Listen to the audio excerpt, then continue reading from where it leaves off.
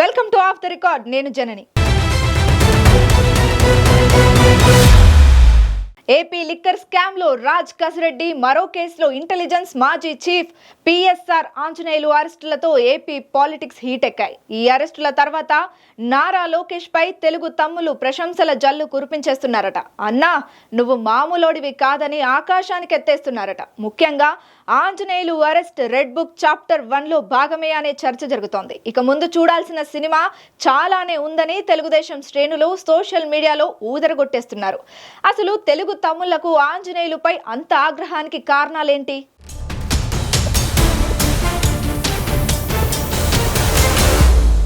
చేసుకున్నోళ్లకు చేసుకున్నంత అనే మాట అప్పుడప్పుడు ఇలాంటి పరిణామాలను చూస్తే గుర్తొస్తుంది. సీనియర్ ఐపీఎస్ అధికారి పిఎస్ఆర్ ఆంజనేయులు అరెస్ట్ తర్వాత ఏపీ పాలిటిక్స్ లో మళ్లీ రెడ్ బుక్ సౌండ్ గట్టిగా వినిపిస్తోంది.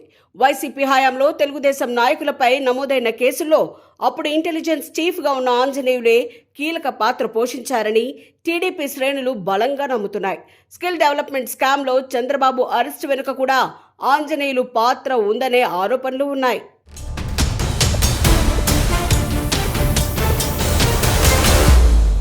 దాంతో ఆంజనేయులు పేరుని నారా లోకేష్ ఎప్పుడో రెడ్ బుక్ లో ఎక్కించారనే టాక్ ఉంది. కూటమి అధికారంలోకి వచ్చాక కొందరు ఐపీఎస్ అధికారులపై చర్యలు తీసుకున్నారు. ఆంజనేయులతో సహా 16 మందిని డీజీపీ ఆఫీసులో రిపోర్ట్ చేయమని ఆదేశించారు.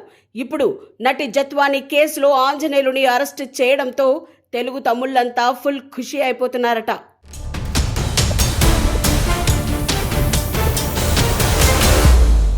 ఆంజనేయులు వైసీపీ హయాంలో టీడీపీ నేతలను వేధింపులకు గురి చేశారనే ఆరోపణలు ఉన్నాయి.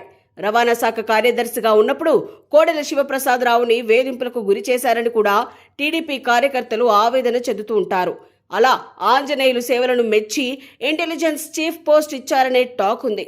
చంద్రబాబుపై రాళ్ల దాడులు, టీడీపీ నేతలపై దాడులన్నీ ఆంజనేయులు కనుసన్నల్లోనే జరిగాయని చెబుతారు. వైసీపీ నేతల అక్రమ వ్యవహారాల్లోనూ ఆయనదే కీలక పాత్ర అని కూటమి నేతలు ఆరోపిస్తూ ఉంటారు.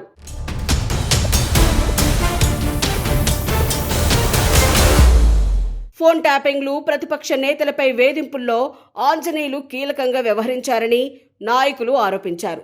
ప్రభుత్వం మారగానే ఆయన సీఎం చంద్రబాబును కలిసేందుకు విశ్వ ప్రయత్నాలు చేశారు. మరో 1.5 ఏడాదిన్నర సర్వీస్ ఉండగానే వీఆర్ఎస్ తీసుకుంటాననే ప్రతిపాదన కూడా పెట్టారట. కానీ సర్కార్ అందుకు ఒప్పుకోలేదు.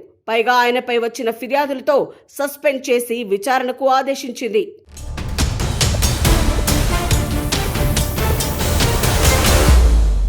ఏపీ లిక్కర్ కేసుల్లోనూ పిఎస్ఆర్ పాత్ర ఉందనే చర్చ కూడా సాగుతోంది. లిక్కర్ స్కామ్ నిందితుల్ని కాపాడేందుకు ఆయన చేసిన ప్రయత్నాలను పోలీసులు గుర్తించారనే గుసగుసలు కూడా ఉన్నాయి. ఆంజనేయులు డైరెక్షన్లోనే నిందితులు తప్పించుకుని తిరిగే ప్రయత్నం చేస్తున్నారనే ప్రచారం సాగుతోంది. దాంతో 3 కేసుల్లో నిందితుడిగా ఉన్న ఆంజనేయులుని అరెస్టు చేశారు.